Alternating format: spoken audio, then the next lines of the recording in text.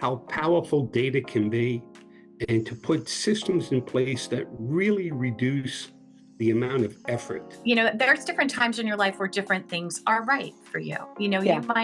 You might in your head have these certain aspirations, but the timing in your life might not be right. So for me, it's just stay the course because, when that opportunity is right, it kind of just, it works its way out. But you also have to ask for the help. Oh, yeah. That's the thing. And sometimes that can't be, sometimes it's not easy, right? But you need to ask. I think it's you have to, yeah. you have to. Really being humble. I think that is so important. And why it's important is because it allows people to know, one, you're real. You don't know everything. You have a passion, but yet you want to be able to learn through them. You want to be able to support them. Nobody's going to give you what you want. Beyond the basics of, you have to work hard and you need to do a good job and all that. You really have to let people know what you want, and then they can help you. I think the quicker you can learn to maximize the value that you bring, even outside of the four walls of your official job description, you can very quickly start to, climb the career ladder and gain exposure and additional responsibilities. Welcome to Leadership Manufacturing Podcast. I'm your host, Sanne Winding. I'm a strategic leader with over 20 years of experience in B2B marketing, product development, and team empowerment. In today's episode, I handpicked a few clips from previous episode where I interview industry experts. I asked them, what kind of advice would you give yourself like 10 or 15 years ago? Or maybe I did ask 20, but you have to listen. This is some great nuggets where they all give some advice. And the expert that I did interview is Damon Croft. He's the general manager at Norcom. Deb Spears, he's the global distribution sales manager at Fairride Product. Greg Trainer, he's the senior director of global business development at Banner Engineering. Eric Gleason, director of distribution sales North America at EBM Pabst Inc. And Holly Good, director of global distribution sales at Knowles Precision Devices. Mark Virgil, he's the president at SJ Associate. So enjoy this episode. And remember, stay curious, keep learning. Listen to what Damon Croft has to say. He's the general manager at Norcom. If we're looking back, right? If Damon, you have to look back like maybe 10 or 15 years and give yourself an advice, what will that be? Advice looking back, we could probably do a whole podcast on this. Because, okay, we'll do that after. I've made lots of mistakes and errors of judgment along the way, and obviously all of that's part of your learning and development. Advice, I think you hear a lot from people. It talks about learning as much as you can, soaking it all up. I agree with that. I buy into that. I think what really helped me was when I was able to translate the learning that I was getting and the knowledge to practical application, and how do I maximize the value that I add, whether it's to my customer, whether it's to the organization that I'm working for as a whole, whether it's to our distribution partner, our manufacturer's rep, whoever it may be. How do I translate that knowledge and maximize value? I think early on, I was so petrified of making a mistake and so focused on, I'm in sales, I've got to grow my number, that I was gathering information when I'm out in the field, and I perhaps wasn't sharing that information with the product development team or with the supply chain team or with the marketing team. And they're areas where I could have massively maximized my value that I was offering to the company. But I was so blinkered on trying to do what I needed to do in my specific role that I guess it didn't even cross my mind to do that. And so I think the quicker you can learn to maximize the value that you bring, even outside of the four walls of your official job description, you can very quickly start to, climb the career ladder and gain exposure and additional responsibility. So I think looking at things through the lens of value added rather than learning for the sake of it or being scared to make mistakes is, speak up. You've been hired because you offer value. So have that confidence to speak up and add value wherever you can. Yeah. So it's like lifting your head, right? And learning also about the whole organization, how it works together. Because then you have much better idea of who to ask, where to get feedback from, or get an advice, or to bring that value, as you're saying. Yeah, and the amazing thing is, the more you do that, people reciprocate that. So if you help out the product management team with some crucial customer feedback, then they're going to help you out when it comes to launching a new product and giving you the information you need, or marketing. So it's, I guess, a big circle. Is the more you give, the more you get back, and the chances of having a successful career grow as a result. I love it. Listen to Deb Spears. She's the Global Distribution Sales Manager at Fairright Product. We need to talk about advice. So if you have to give yourself an advice like 10 years ago, what kind of advice would you give yourself, Deb? Oh my God. Sienna, there's so many advices that I would give myself. Let's hear them. I don't know if I could boil it down to just one, okay? Take one is a little bit tough. It's a little tough. I think probably one of the most important things would be, and I'm going to tie a couple together, go for it. Is really being humble. I think that is so important. And why it's important is because it allows people to know, one, you're real. You don't know everything. You have a passion, but yet you want to be able to learn through them. You want to be able to support them. And especially, changing a career, going from one phase to a different phase, when you realize, I really shouldn't answer that question. I'm just going to wait, and we'll see how it goes. And if they ask my advice, I'll give it. But I really think being humble has been huge. Yeah. Again, I wished back in my career earlier, I would have taken the time and asked more questions. I know that we've heard that through this whole podcast about asking questions, but to me, that's important because one, when you do ask the questions, you're showing interest. You're showing interest in the conversation or the situation. Two, when you ask your questions, you're also gaining new knowledge. And the big thing is, there's times when I would be given an answer to something and I would just accept it. But in my mind, I'm thinking, that just doesn't seem right. Yeah. And you go back, and I never asked, but in this past 10 years, I go back and ask, and it gives a good understanding on why people do things the way they do. And understanding that allows me as a person to work better within that scope. So I don't have to like maybe the way it's being done or the way they're doing it, but it allows me to understand and accept it. And if I can understand and accept it, then I can move forward to better work within it and be able to better support them as well. Whether it be a rep, whether it be a customer, whether it be a distributor, it's really understanding their value proposition and what's important to them. And asking the questions is key. Yeah, I like it. I think I got the, the title for the episode. No. Ask. Ask questions. It's it. It is it. No, but it's just, to me, I think that is one of the most important things. It is. Because everybody will say, okay, I learned to be a good listener. I learned to, not talk as much. You get a lot of that. And I've heard a lot of it. But in the same sense, going along with that, building that relationship, getting people to, feel that you understand them and you're truly interested by asking those questions. Agree. Yeah. And I think there's also people, right, that's afraid of asking. So if you are in a bigger room or sitting there, right, and then you're asking or somebody is asking the question, somebody will always sit there and say, oh, thank God that person asked because I didn't get it, right? Yeah. So, and I've been that person sometimes. No, I want to admit that. I'm saying, oh my God, no, it's true. I didn't have to show that I didn't know that word or what was going on. So, but again, but it shows it's so good to ask. And sometimes I'm as well, if somebody is giving me an answer and I'm still not getting it, I'm like, you have to, please, explain it one more time.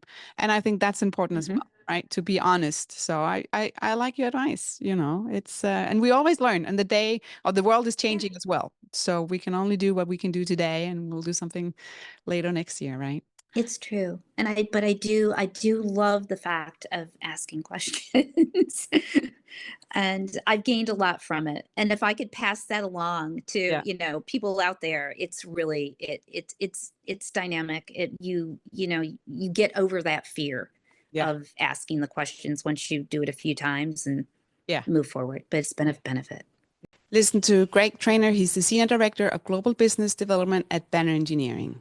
Okay, last question. So let's reflect a little bit. So Greg, if you were going to give yourself an advice 10 or 20 years ago, what kind of advice would that have been? Well, I learned an important lesson probably 10, 20 years ago. And that's, nobody's going to give you what you want. Um, Beyond the basics of, you have to work hard and you need to do a good job and all that. Um, you really you have to let people know what you want, and then they can help you. Yeah. You know, um, you feel, I spent a long time in a particular company where I just assumed people would see me doing a good job and everything would be fine. So um, what I realized is that you do have to kind of socialize it a little bit, which helps, but also, let people know what you want and where you want to be, and let them help you to get there, because typically people will. It's like, I want this in my career, and if it can be accommodated, people try to help you get there. So that was a really big thing, and a kind of a shift and change, because I always kind of felt like, well, I don't want to be a braggart. I don't want to say, look at me, look at me. I felt like I was a good team player, and I put my head down and do my job. Well, as a leader, if you want to be a leader, you need to show it. Sometimes you need to be up front saying, we did this, even if it's, we is always better than an I. We did this, my team, and we had great results. Take a look at this, and I want to do more of it, or I want to do more, and that was a big lesson. And unfortunately, I think it came a little bit later in my career than I would have liked, but when it was brought home, it was kind of like a bolt of lightning, to tell you the truth, I like and that.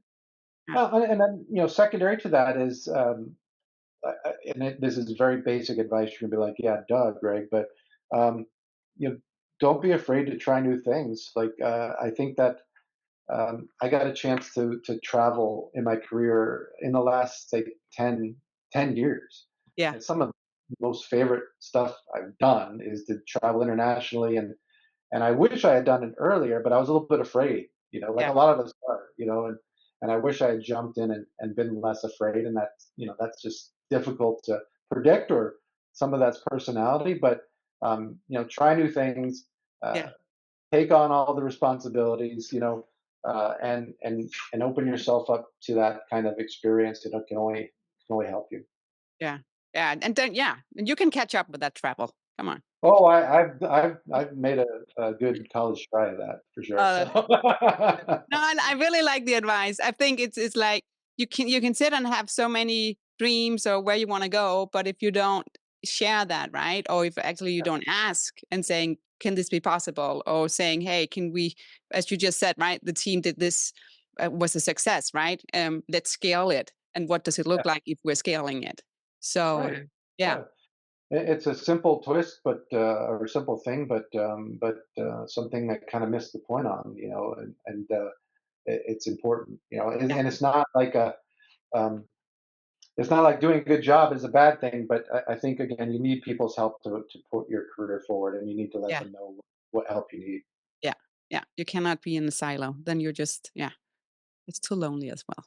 Awesome. Exactly. Here's Eric Gleason. He's the Director of Distribution Sales North America, EBM Pabst Inc. Touch a little bit, but I have to ask you, if you had to give yourself an advice like 10 years ago, so what will that be? 10 years ago, let's see, what would I say? I would say, don't be so frustrated with being what do they call it? The boomer tech support type deal.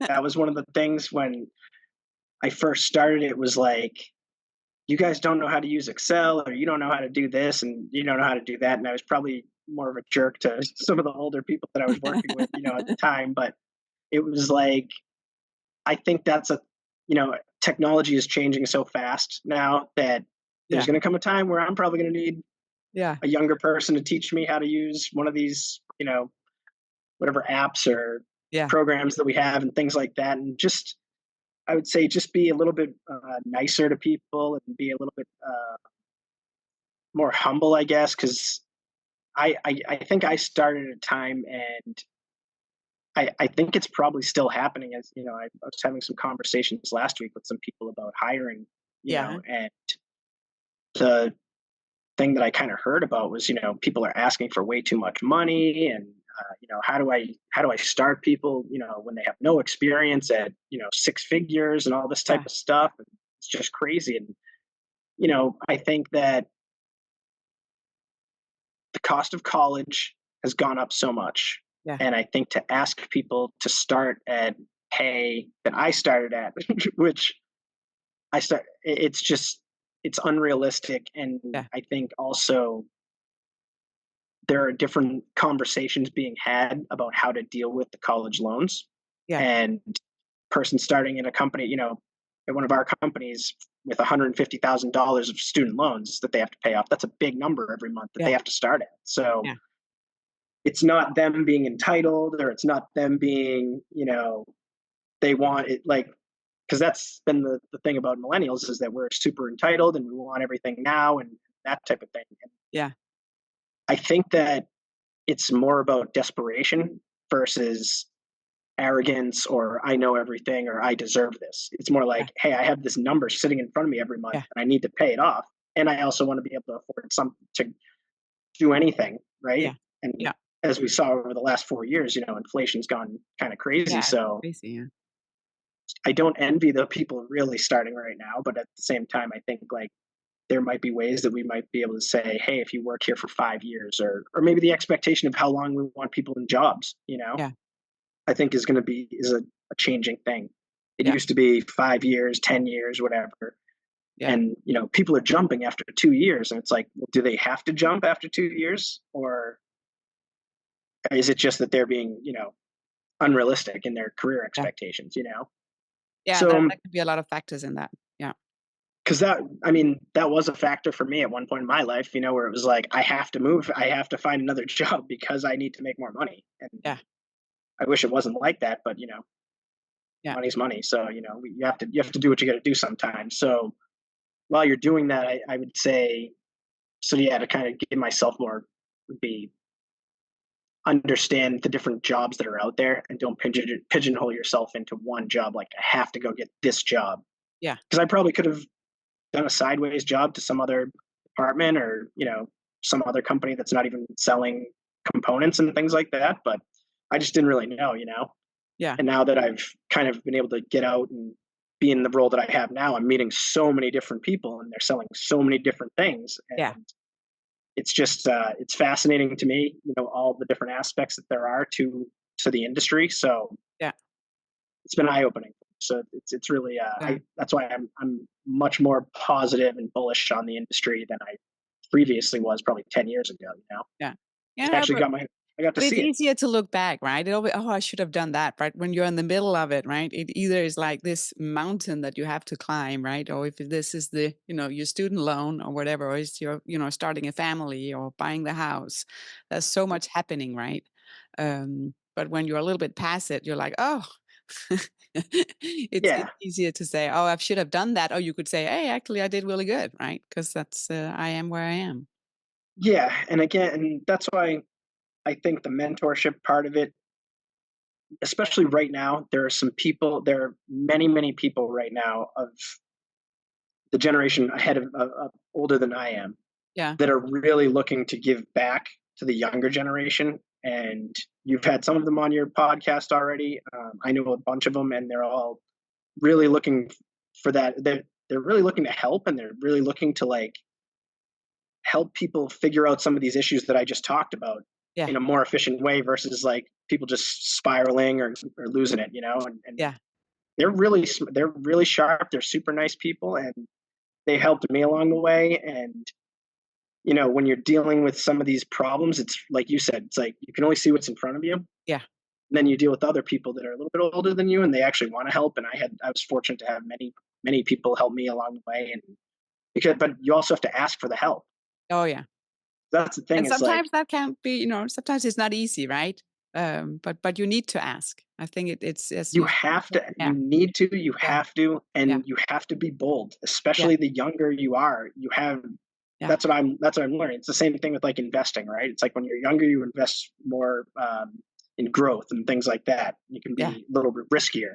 Yeah. The older you get less risky, right? And so that's the thing, is when you're younger and you're 22, 23, 24, just go. Like, that was one of the things that I did. I remember I used to just walk around Avnet and just, Gary Berg was this guy. He said, an industry legend, sat in his corner office, and I would just go mess with him, and I'd say, Gary, what are you doing back here in your office, and he would take me in and give me pieces of insight that would help propel me to the next thing that I wanted to go try and do. And it's just like, oh, I would have never known that if I just sat in my cubicle all day. And I didn't talk to anybody.